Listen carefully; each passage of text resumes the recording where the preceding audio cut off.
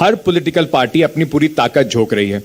अब तक जो चुनाव कांग्रेस या बीजेपी बनाम कांग्रेस का चुनाव था, इस बार उसमें एक नया तड़का लगाने के लिए आम आदमी पार्टी मैदान में उतरी है और पूरी ताकत से गुजरात की जनता का दिल जीतने की कोशिश कर रहे हैं। शायद इसीलिए हमने ये लगाया है केम छो गुजरात। अरविंद केजरीवाल जी यही कहते हुए नजर आ रहे हैं। जनता इसका जवाब क्या देगी वो जानने के लिए मेरे पास इस वक्त दिल्ली के मुख्यमंत्री अरविंद केजरीवाल जी हैं। साथ ही साथ उन्होंने कल ही बिल्कुल अपने जो यहां पर गुजरात में जिनका चेहरा आगे किया है, जिनके हाथ में कमान दी है, ईसुदान गढ़वी साहब हमारे साथ हैं। ये आम आदमी पार्टी के मुख्यमंत्री चेहरा होंगे। आप दोनों का बहुत बहुत स्वागत है एनडीटीवी पे। Thank you so much for speaking to us Arvind ji. मैं सबसे पहले, क्योंकि शायद सबसे बड़ा सवाल अभी फिलहाल जनता के दिल में भी यही है, लोग भी यही बात पूछ रहे हैं। मोरबी में 6 दिन पहले एक बहुत बड़ी घटना हुई, बहुत सारे लोगों ने अपनी जान खोई। 135 लोगों का ऑफिशियल आंकड़ा है। कई परिवार बहुत ज्यादा परेशान हुए। हमने लगातार वहां से रिपोर्टिंग भी की। इस घटना को सबसे पहले आप किस तरीके से देखते हैं? उसके बाद मैं आपसे पूछूंगा कि क्या इसका कुछ चुनाव पर भी असर होगा, ये एक बड़ा मुद्दा होगा लोगों के जहन में। देखिए, ये मोरबी का जो पूरा इंसिडेंट हुआ, ये भ्रष्टाचार की एक तरह से लिमिट दिखाता है इन लोगों का। एक घड़ी बनाने वाली कंपनी को आप पुल बनाने का काम कैसे दे सकते हैं? उनका कोई एक्सपीरियंस नहीं है। घड़ी बनाने वाली, वो घड़ियां बनाते हैं, उन्होंने कभी पुल नहीं बनाया। उनको कैसे मिल सकता है कॉन्ट्रैक्ट एक पुल रिपेयर करने का, मेंटेन करने का, बनाने का?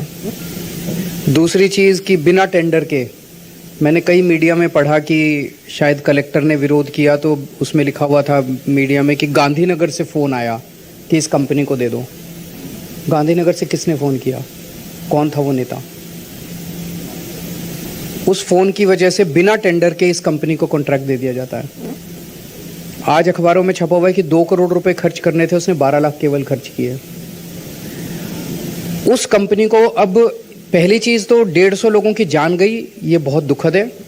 भ्रष्टाचार की वजह से गई, ये बहुत दुखद है।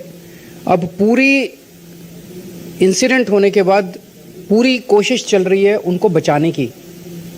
एफआईआर में कंपनी का नाम तक नहीं है, एफआईआर में मालिक का नाम तक नहीं है।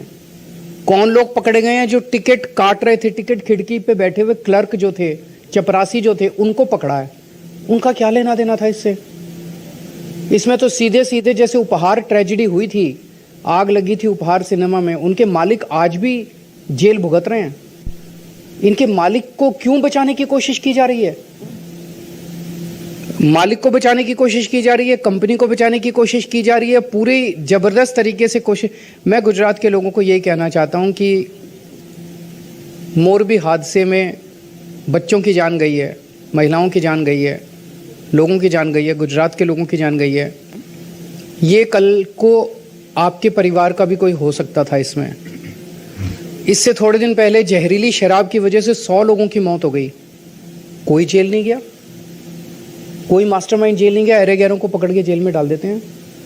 रोज गुजरात के अंदर पेपर लीक होते हैं, कोई मंत्री जेल नहीं जाता। पेपर लीक थोड़ी होते हैं, पेपर बेचे जाते हैं, लीक नहीं होते, बेचे जाते हैं। हजारों हजारों रुपए के अंदर कोई जेल नहीं जाता। ये बता रहे थे 2-3 साल पहले तक्षशिला कांड हुआ था, उसमें 20 बच्चे जिंदा जल गए थे। पेरेंट्स हाईकोर्ट, उसमें कोई जेल नहीं गया। कोई जेल जाता ही नहीं है यहाँ पे।